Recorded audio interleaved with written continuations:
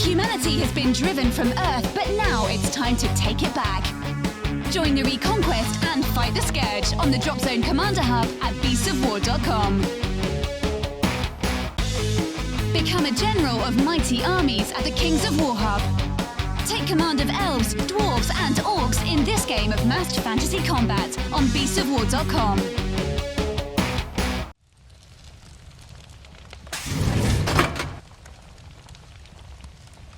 Hey everyone, today on Beasts of War we've got a class interview. Oh yeah. Really excited about this one. We have AngryJoe on the show. I've been dying for this interview actually. Hey guys, oh my gosh, me too. I'm a big fan. I love what you guys do, and it's cool that we got to hook up because the time zones and everything. Yes. Super lack of sleep, so I apologize if I look really bad and if I'm slurring my words. But it has been a crazy week. Just in case you've missed it, Joe's just recently hit the internet, hit again Kickstarter with an awesome Kickstarter based on Street Fighter. Yeah. So it's Street Fighter the miniatures game, and man, it's just exploded. It's just gone boom. Got funded on day one. Yeah. Oh man, I did a real life. I did catch after you almost teared up on camera. Yeah. I'm a grown-ass man, but hey man, some things are that important to you, you know, so. But it's amazing to take the Kickstarter and launch it, and 24 hours later fund it, and fund it in a big way. I mean, your Kickstarter is currently like over £600,000. That's over $800,000. It's just streaking through the gold. The response has been amazing. Like I expected to like fund at the last minute. I had 30 days. This is like almost $500,000 is what we set the goal to, because that's kind of what we needed in order to make the whole thing work anyway, because all this stuff is super expensive. So I was just happy to get, $400,001. Yeah. So right now we have like double that, and we keep going, and I hear that, Kickstarter has a spike at the beginning, and then it's kind of slower, and then it spikes at the end. So I'm just really looking forward to that end to get, as many new fighters unlocked and to join the battle as possible. I just want to put down a little bit of background as to who Joe is. So it's Joe Vargas. This is AngryJoe, and he's a content producer on YouTube. Primarily about video games, when you say, Joe? Yeah. Primarily. But I know I do video game reviews. I'll dress up in silly costumes and put some special effects, and then I get angry sometimes. Yeah. It's some of the most epic video game reviews you'll ever see in your life, and he's built a community of almost just shy of 3 million subs on YouTube at the minute. Yeah. Thank you, guys. Yeah, and we've expanded in the past to movies. For a while there, I was running AJ's Table Time, which is a board game show, which is kind of how this whole thing started, basically. Yeah, I've got to say, there is one thing that doesn't feel right about this interview. Currently, other Joe isn't running around in drag. Yeah, I put in his chair. I've got some Street Fighter background stuff. So yeah, other Joe's, he'll be here in about two or 3 hours. He doesn't wake up that early. Oh, we can wait. But it's awesome that you're also into miniatures gaming, Joe, mate. I've been watching your channel for a while, really enjoying the reviews, like the full-on production value and stuff that goes into them. And then one day I was sitting down, and you were sitting down talking about X-Wing, and then you were doing Star Wars Armada and stuff, and I was like, oh man, Joe's into miniature gaming. His coolness factor just went up. Oh yeah, man! Like old school. I used to be in middle school and painting and assembling the Warhammer 40K models. Had no idea how I could afford it back then, but we had a ton of models. I was Ultramarines. I was Tyranids or Trinids is what we called it when we were kids, because we didn't know how to pronounce stuff.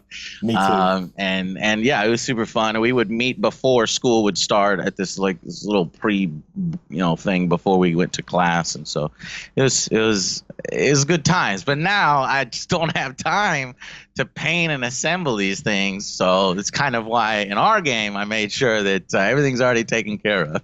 Yeah, so you've had the ability to take a love of video games and a love of miniature games and mash it together in pretty much like one of the most awesome games ever. Yeah, it's a fascinating idea. I never would have thought of Street Fighter on the tabletop why Street Fighter? What made you want to bring this to the tabletop? Well, I love fighting games, and Street Fighter is literally like the granddaddy of them all. I mean, it's kind of what started this whole craze. It is what started this whole craze. So, I just have all these great memories of popping quarters and running over to friends' house and playing on their console. Because I was a Genesis kid. I didn't have a Super Nintendo, so I'd have to go to my friend's house to play, and I was so jealous of some of the games that he had. So yeah, we've just been playing it for a super long time, and to get the actual opportunity to do it is insane through Jesco Games. And I was a little surprised because I've been a little rough on Capcom in the past in some of their games and some of the things that they do. So it's really cool that they're cool enough to be like, okay, well, you think you can do better? All right, you want to do a game and together, and so yeah, it's awesome. And it's awesome to take Street Fighter to the miniature, to like a tabletop game, because then I can actually do combos. I have never ever in my life been good at Street Fighter. Never, ever, ever. And now I should be able to pull off the most amazing combos ever. If you can, do a little bit of hand management, and I know you can, then you should be able to do combos, because we've got this little button linker system where, so as long as the color on the right linker matches the color on the left linker, or at least matches at least one of the colors, then boom, those match, and then you get a free sort of attack, and you can keep linking combos on there. Now, I mean, the combos don't get out of control, because then matches would be like this, and you'd feel bad. You'd be like, damn, man, it was one combo, I'm dead. Because in the video games, you can chip somebody down like 75% if you're real good with combos. But so we've balanced it out in the board game realm, Well, my experience with Street Fighter was always sneaking the game home, because I wasn't allowed to play fighting games as a kid. Oh. And then learning That's all the mean. combos I could. I know, right? So we'd just play it in person instead. We were allowed to do that. Yeah. But don't parents realize that if you restrict that, then you're just gonna want to play more and more? yeah, What? it Can't really play this? backfired I'm on playing me. this. Yeah, it really backfired on me, because I would take it home and learn as many of the combos as I could, and then I'd be beaten by my sister who button mashed every time. Ooh, horse, man, horse. But the awesome thing about this is I was never very good at Street Fighter. I loved the visuals, absolutely loved it. The first time I seen sprites that size beating on each other, and it was just like, because I'd come from gaming on the Amiga with lots of little sprites running around, and then these huge characters appeared on screen. It was just so colorful and in your face, and I was terrible at it, absolutely terrible. But you've captured the environments as well. I love this idea that you have this sort of these boards that represent all the environments from the game. That's really cool. Yeah. And I love the fact that you've gone for the larger sized, collectible miniatures. Yeah. Speaking of that, what exactly can people expect to find when they open up the box? Awesomeness, like pre-painted miniatures. That's the thing that I think people are gonna get wowed by. There's sort of these like oversized miniatures that are close to like amiibo. Some of them are a little bigger, some a little smaller, and then they're pre-assembled, pre-painted. They have special effects on them. People doing their iconic moves and things like that. And I just wanted to, have the table presence of this game be a 10 out of 10, so that when somebody whips this out at a game convention or at a game store, people are like, whoa, what the hell is that? And they see that, and we got 3D terrain and beautifully detailed maps, and then you play with a fighter deck, and on this fighter deck, each card, you have amazing art from Capcom, from Udon, from our own in-house artists. So yeah, I just wanted it to look absolutely beautiful, and of course play beautiful too. So yeah, you'll find some of the best miniatures, I think, in the industry. And because you're working with the likes of Capcom, you've touched on it there, you had access to awesome art. I mean, I've had a look through like the cards and stuff for the game, and I'm just like, it's so Street Fighter. It's just so well executed. You have nailed the look for this game, man. Yeah. And I've been super picky with the art too, because I'm like, this is the, Hadoken we're talking about. I need the right Hadoken, I get a little super picky, so. And with it being pre-painted, pre-assembled miniatures and stuff, you've made the game really accessible, because And let's be honest, a large portion of your audience, for example, are into video games. So you have to use it's a smart decision to give them a game that they're going to be able to get into. They're not sitting there going, "I have a load of bits." Well, what am I going to do with this? And like I touched on, I love the large characters. Oh yeah. Because for me, that really ties in with the look of Street Fighter. Because I was touching on, it's the first time I'd seen big sprites on the screen and stuff, and it has the feel, which is cool.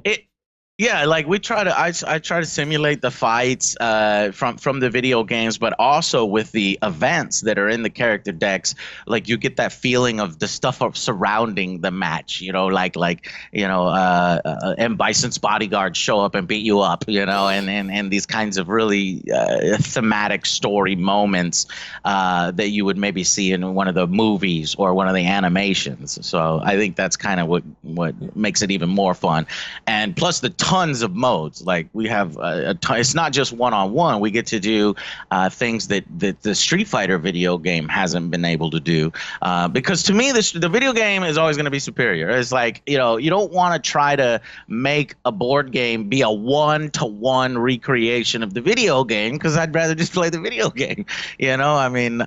So we try to simulate that, but then add on new things that you've never been able to do before. I've been looking at some of the modes.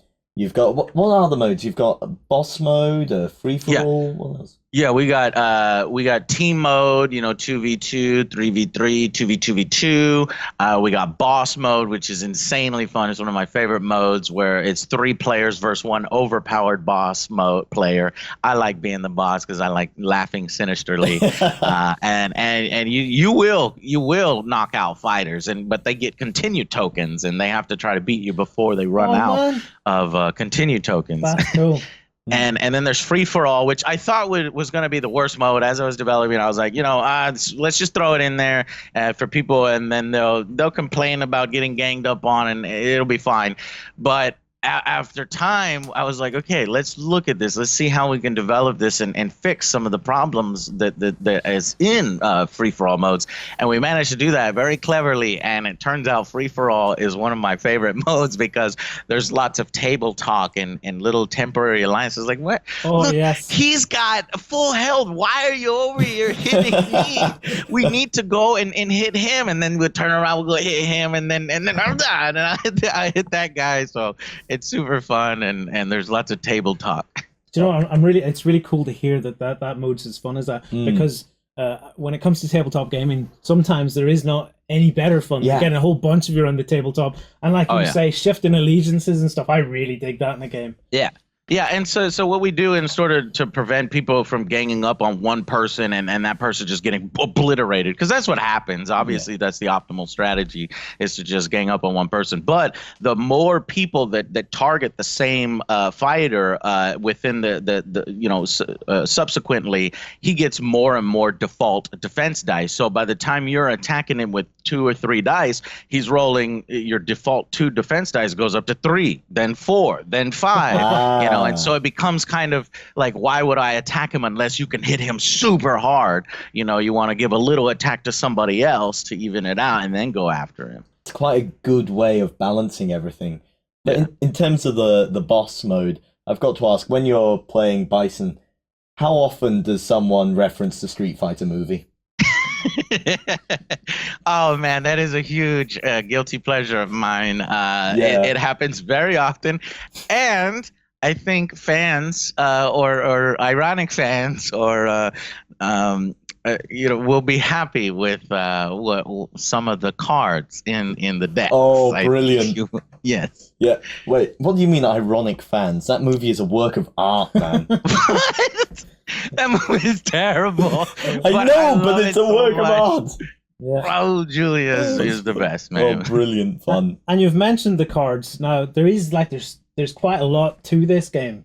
I mean, it's not just a simple here you go. There is a lot of depth to it, because I've seen you with stacks of cards and things in front of you. Oh yeah. I surprised myself with the amount of cards. I realize why most like little games like this, they only have like 1 card per character or 3 cards or something like that, because by the end of it all, the expansion packs, these stretch goals, these the core characters, the boss characters, we're like 1,500 cards, and I'm like, I'm a board gamer. I have like more than 100 board games. It's insane. My garage is filled with them, and I was like, I don't think there's a game out there that has as many cards as we do, except for like them big box $200 games like Gloomhaven and stuff. So I was like, wow, we really blew this out. But I needed that because I didn't want it to be like, oh, well, there's a single card Ryu can do Hadouken, Shoryuken, and blade kick, and that's it. I want it to be like, oh, you can, sometimes you have access to this, sometimes you have access to that. If you want to like start drawing more cards, it's like he's learning more or recovering from his exhaustion. So it all ties together. Now you mentioned that about the cards. I was just thinking the only other game I could think of with maybe that many cards is Kingdom Death Monster. And those are two very different games we're talking about. Yeah. Super crazy, man. But that's the crazy thing is that as a fan of the franchise and just wanting to do this thing legendary justice, I want people to look back at the game and be like, you remember that one game? It came with these amazing miniatures and 3D terrain and this whole decks. And, it's more about, for me, doing it justice than making money or something like that. Because what's great is, some Kickstarter companies, they live on Kickstarter. I mean, they have employees and they have to, continue to, operate and do all the costs. It doesn't matter if I break even. Yeah. Honestly, I shouldn't say this, but even if I lose money, I'd still be happy being a part of this, know, because I have the Angry Joe show. And so that's what sustains me. And Jasco Games also has their other game, UFS. Where they hold tournaments all around the world and so they're good, and we just wanted to make sure we made the best game possible. And even if we sort of break even on this one, reprints and stuff, that's when we can start to like really go crazy. And you've spent the last 2 years developing it. I mean, there's a lot of love and passion's gone into this. Oh yeah, you can definitely see it. So you and Alex, I mean, play testing sessions galore. All sorts of stuff. Oh, cutting cards, dude. I don't know. I don't know if you could see it, but I bought one of those industrial cutters, as I used to always drive over to FedEx just to cut my cards in there. And they're like, "There's that guy again. He's in the corner. He's always taking up all the, customers need that cutter, Joe." And I'm like, oh, no, I'm a customer. Look, here's 10 cents. It's print me off a piece of paper. So finally I bought my own. It was like $600. So yeah, we just constantly, print out cards and cut them. And it's just fun making your own thing and seeing it come together. I can tell you that's no easy task to run a content channel like Joe's doing with the Angry Joe show, with the production values and stuff that go into the episodes he's putting out, to also be able to carve off time to actually spend to try making something your own. Oh yeah, for sure. It's a big achievement. Admittedly, it probably would have been a little less than 2 years if I, but hey, what happens is I go into it, and if we get stuck on something, and then I go off, and then I come back with just refreshed and renewed and with some new ideas from playing some other board games, because we just play board games for fun, every other week. So was there a moment during the development where you were kind of in it and thinking, this bit's difficult, this is a challenge to try and make this particular part of the game work? Yeah, there was tons of challenges. I'd probably say the biggest challenge was like making the game to where it's good for all these different modes. Like it's easier to make the game if it's just one-on-one, and you could do certain things that's really thematic for that versus mode, but that would break multiplayer. It would break free-for-all. It would break boss mode and these kinds of things. And I was like, well, crap. So I had to find a mode that is flexible, especially like the Yomi aspects to it. And how to factor in multiplayer Yomi and that kind of thing. So it took us a while to wrap our heads around that, while yet still keeping it extremely simple. Like, this is something you can teach in under 5 minutes. If they can understand draw, move, fight, you're good to go. And fight being 2 actions from a little list, and we'll give little reference card where you have that thing.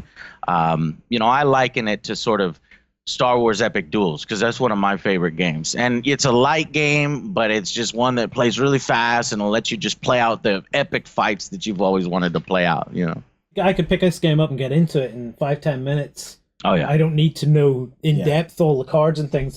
Right. So you it's don't quick need to know learn. all the combos of Cammy or how to execute them. As you play, you'll see naturally, oh, okay, that goes into that when you match up the symbols and stuff. I can't wait to take this game, learn all the combos, and still be beaten by someone who somehow learned how to button mash. Yeah. Can you card mash? Yeah, card mashing. Card mash. Yeah. Absolutely. And what's the reaction been like? Have you set this game down in front of people from outside of your circle and had them try it out and things? Yeah, so we did some play testing around here in Austin, and then we did some play testing over there around in Las Vegas where Jasco's at, and it's always been, oh, what's that over there? And they come over, so I don't even have to go over. Hey man, can you play test this game? They come over here and like, you want to play? And they're like, yeah. And so I got a lot of young people and older people. What surprised me the most is I was worried like, oh, the cards, is there going to be too much text on the card? But then I look at some of these other card games that are out there, like these anime card games, and I'm looking and I'm trying to read these super small text. I'm like, oh my God, there is so much text on some of these cards, and the numbers are like 7,000 and 3,000. I'm like, what is going on here? So they were losing me, and I'm worried about losing them. And yeah, they found the game a breeze, but with the tactical movement where you're knocking people into terrain, the hand management, the sort of predicting your opponent, and the more you know about their abilities and their deck, the better you can fight against them. Just like in the real video game, the more you know about Ken's moves, you can kind of predict what he can do. And that strategy started to appear there, and they're like, oh, okay, this is cool. So you get addicted to it. It's cool to hear you talking about terrain and knocking people and stuff into it, because you're creating those maps and stuff, and I've seen trees and I've seen boom boxes and crates and this sort of stuff, and it's really cool to know that there's actually a reason and they have an effect on the game, and it keeps you moving around on the grid rather than just turtling in one corner. Yeah, well, the living environments was one of the big draws of Street Fighter, wasn't it? You'd be looking and you'd see the crowds cheering behind you, going... And a lot of people forget. Street Fighter, the main mechanic wasn't to knock each other into things. I think it's probably more Mortal Kombat. But, you see the background levels, and it's just amazing to look at. However, a lot of people forget, I think it was Street Fighter that had it first. Destructible Terrain first. Yeah. If you remember the Guile level, those boxes in the background would break if you got close to them or got thrown into them. I don't think they would do any extra damage, but it was just this extra, cool little thing. It was that interaction between, it's not just the two characters. Now the background's involved. Even though, like you said, it doesn't do anything. But in your game, it obviously does do something, which is really cool. Yeah. Nice little addition to it all. Joe, have you got a favorite character? Can you boil it down to one? After designing and developing the decks, you find so many new favorites. It's super difficult to pick one, just one. But I think before this whole thing went down, mine was like Ken, and then on the female side it was Chun-Li and Cammy. So those are my three that I tell people is like my top people: Ken, Chun-Li, and Cammy. But there are so many more that I really, really like. Everyone loves Chun-Li.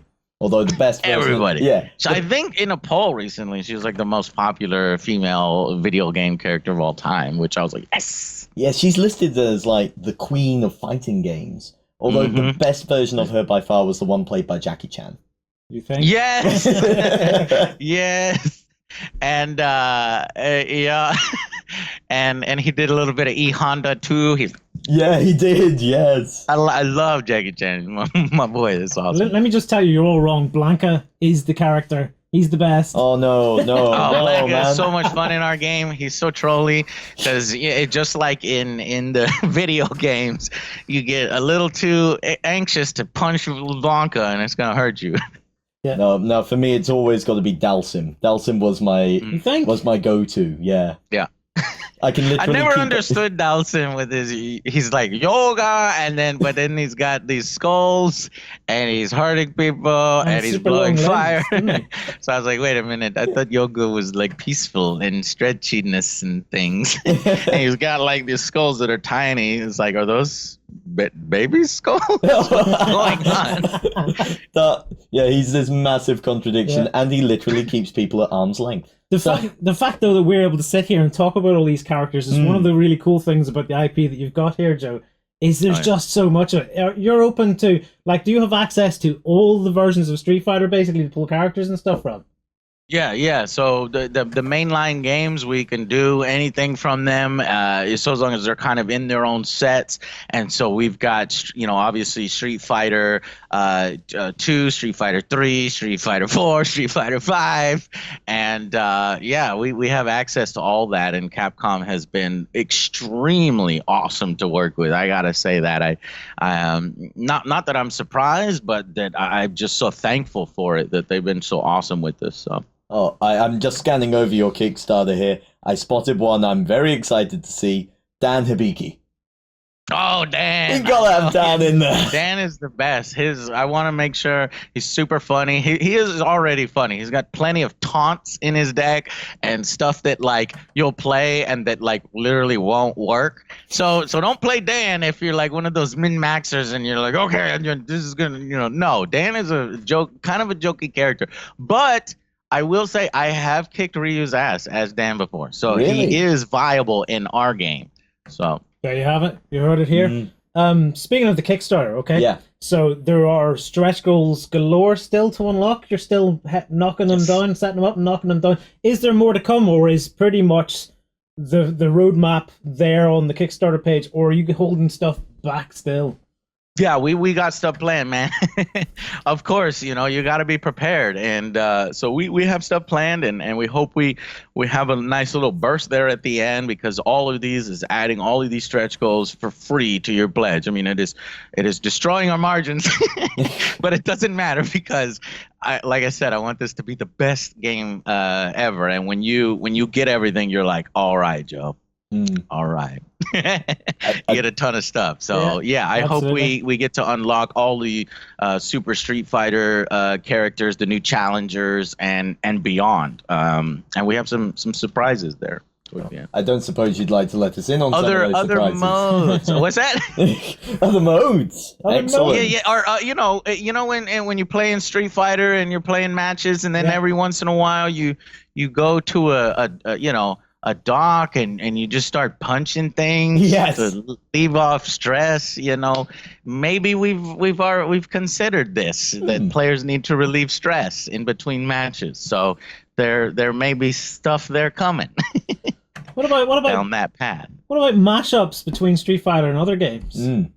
Oh yeah, that's another thing. That takes a while to develop for the game, and you have to keep in mind that we wanted this to be cross-compatible with future franchises, so that you guys, once it's in your hands, you could do whatever. I'm not sure what I'm allowed to say legally, because the licensing gets crazy. I hate licensing, by the way.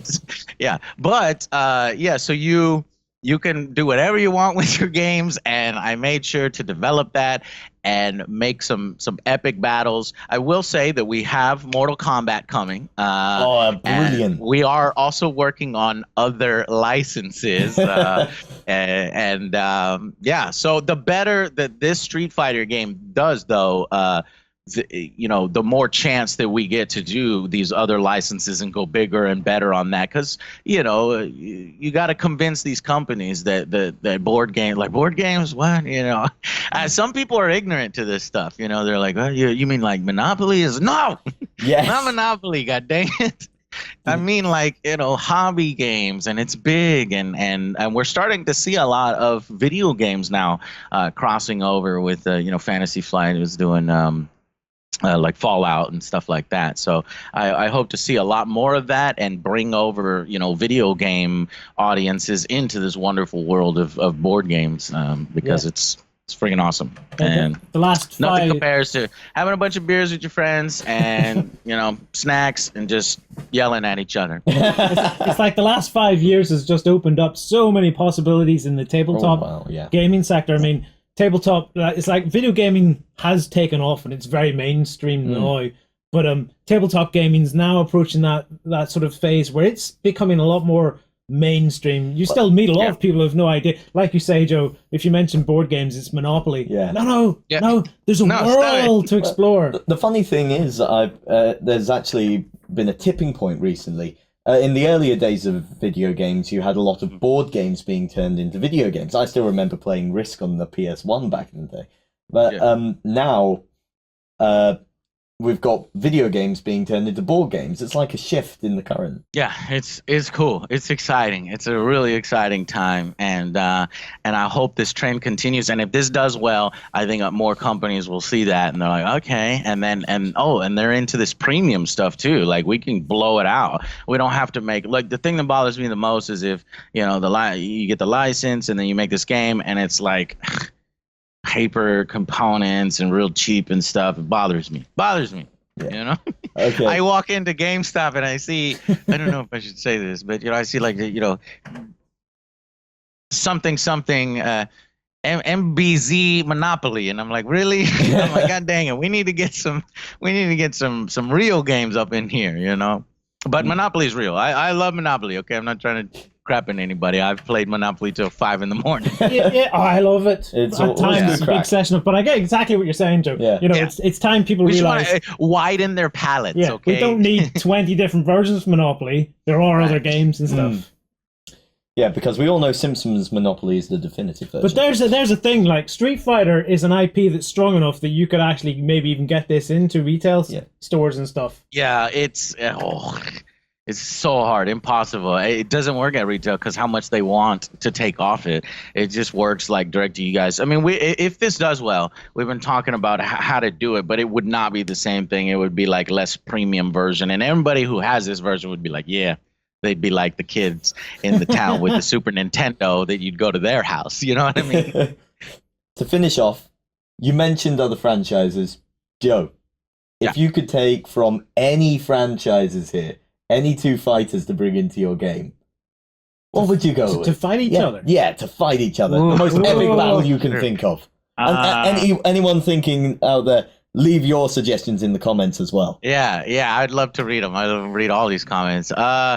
For me, it has to be, the bad boys, the big boys. I want to see Shao Kahn go up against M. Bison. I want to see some boss on boss action and see who's the tougher, who's the cheaper, fighter that is really hard to take down. But I honestly, anybody, I'd love to see Ryu and Scorpion,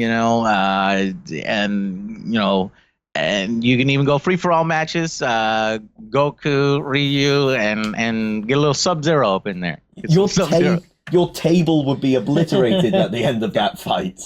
Absolutely. Goku would eat them.